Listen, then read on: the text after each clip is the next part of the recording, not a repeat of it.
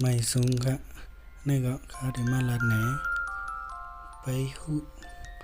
ตั้งหูอึดอัดหน่อยกันนะอำโลดสนใจซ้อมความลัดเปิ้นนะครับหนึ่งอำโลดแข่นหรือเปิ้นกูก็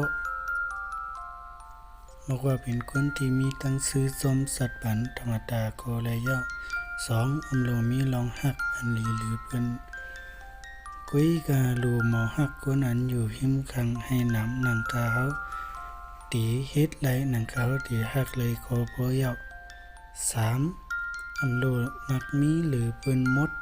บอกว่ามีเงินพอกินพอใส่พอเก็บเลยพอใส่ก็เลยยาวสี่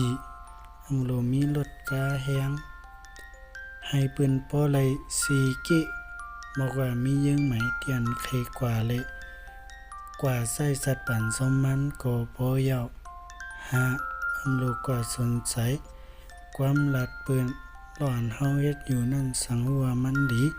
ต่อเฮาอยู่ก็สุเวทกว่าเลยกุยกะ